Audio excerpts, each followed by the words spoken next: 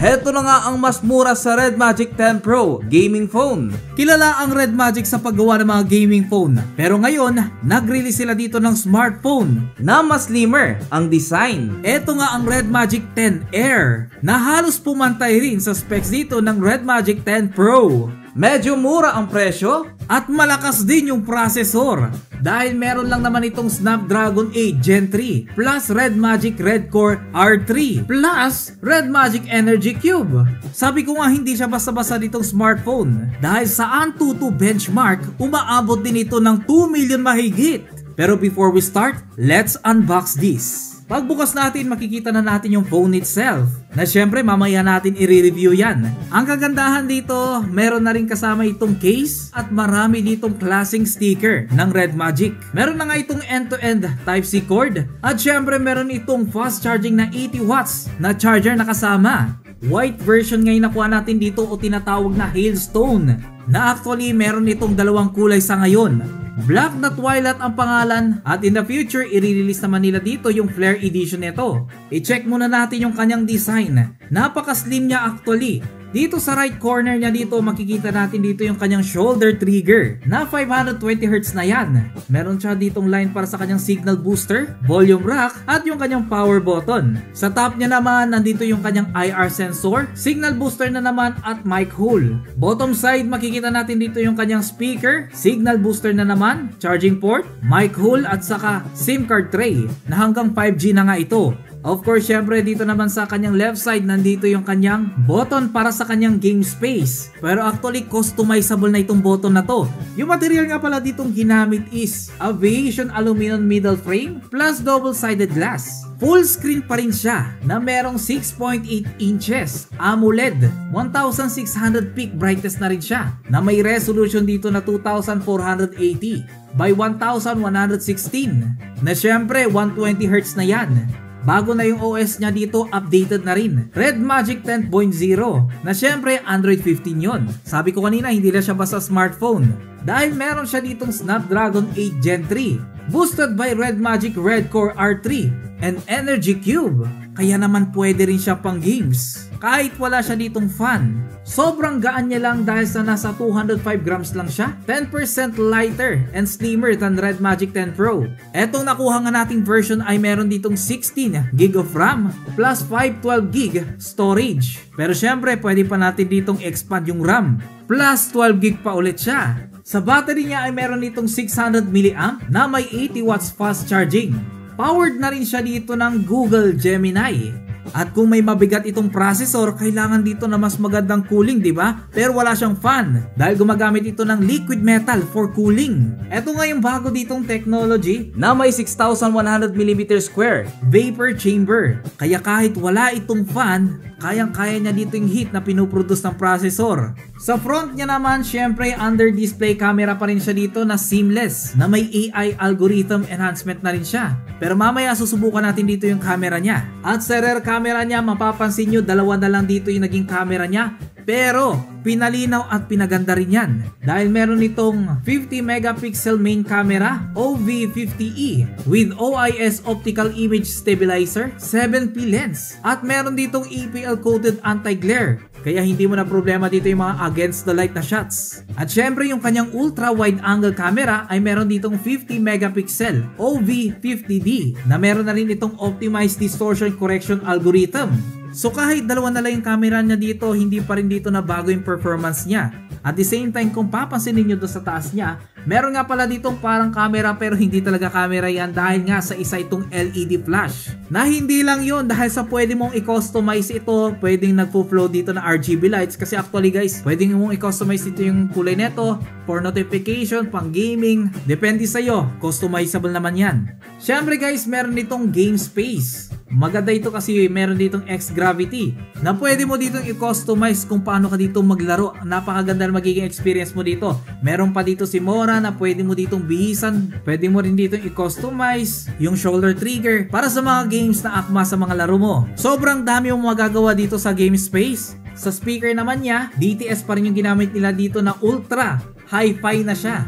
0815 super linear motor na for impressive 4D vibration experience. Maganda ito sa PUBG.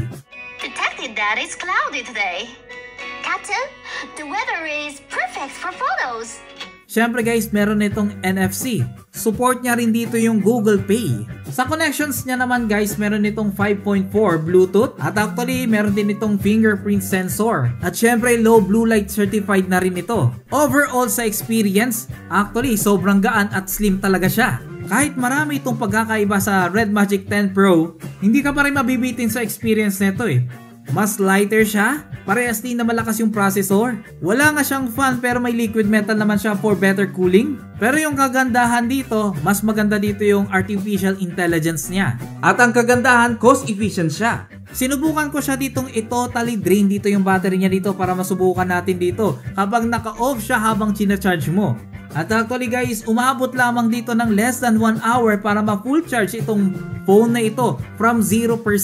Tinest na rin natin siya dito sa Antutu benchmark at nagulat tayo dito sa naging score niya. At eto nga ang kinalabasan. Napakataas pa rin ang kanyang score na nakakagulat sa ganitong phone. Smartphone lang siya, hindi siya dineclare na gaming phone. Pero dadaigin niya pa yung pagiging gaming phone. Of course, sinubukan natin siya dito sa Call of Duty at kita niyo naman, very responsive, lalo yung shoulder trigger niya dito, maaasahan mo talaga. Wala tayo dito nakitang frame drops at alam niyo naman, basta Red Magic ang gumawa, wala talagang frame drops yan. At syempre, sinubukan naman natin ito sa Wild Rift. At syempre, naka-enhance na lahat yan. 120 frames per second, tapos lahat vibrant. Naka-max dito yung graphics, pero tignan nyo, walang delay talaga sa graphics at talagang playable siya dito. Nakakagulat nga lang kasi wala siya ditong fan, yet kayang-kaya niya dito yung mga mabibigat dito na games. Ganyan katindi dito yung IceX cooling system niya na liquid metal. Syempre sa Mobile Legends, alam niya naman, playable na playable pa rin dito yung Mobile Legends. Ultra lahat ng mga settings, naka-outline pa yan. Lahat ng graphics ultra, very playable. Ito masasabi ko talaga, very smooth talaga dito ang Mobile Legends. Pero syempre, para mas exciting, sinubukan naman natin siya dito sa Genshin Impact. At tignan nyo naman guys, finul ko dito yung graphics niya. Max lahat dito, pati yung frames per seconds niya, naka-max. Pero tignan nyo, smooth pa rin kahit nakikipag-atake ito sa mga kalaban, napaka-smooth ng graphics niya. Matagal ko itong nilaro pero same pa rin yung quality niya. Magmula nung sinimulan kong laruin dito yung Genshin Impact hanggang sa matapos, wala akong nakita dito ng frame drops. Although mapapansin natin na medyo umiinit siya, pero tingnan nyo, consistent pa rin dito yung kanyang performance. Syempre guys, camera test naman tayo dito. Very impressive dito yung kuha ng camera niya. Tignan nyo naman, kayo nang humusga. Sinubukan ko na rin yung main camera dito for video at ito nga yung sample natin. Yo, what's up? So, video test ito gamit yung Red Magic 10 Air. At syempre, ito na yung background natin. Ayan, medyo masama yung background natin ngayon pero tignan nyo na lang yung quality niya.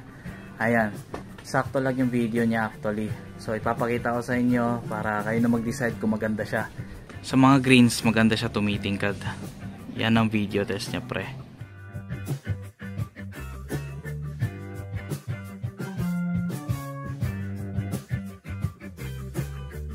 At syempre, sinubukan ko na rin dito yung ultra wide niya at eto nga yung sample natin.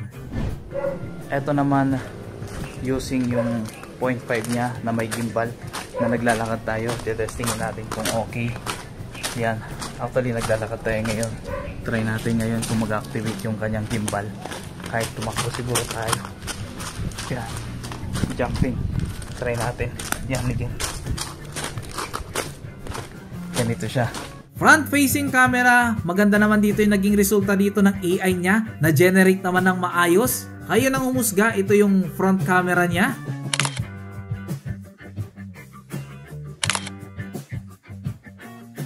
Mga pictures yan nakuha ng front camera niya.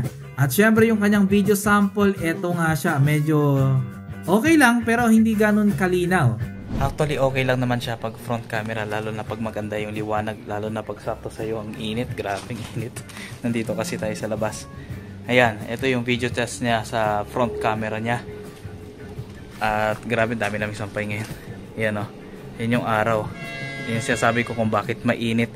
Pero syempre guys, goods pa rin. Overall, masasabi kong sulit pa rin itong Red Magic 10 Air. Kaya naman mag-iwan tayo dito ng link sa mga gustong umorder ng ganitong product. At nga pala guys, May 8, meron nga pala sila ditong event kaya huwag kalimutan maging updated sa kanilang Facebook page. Baka sakali makakuha ka ng mga items sila, i-like mo na rin yung kanilang Facebook page. Salamat ulit sa panonood mga kaloko.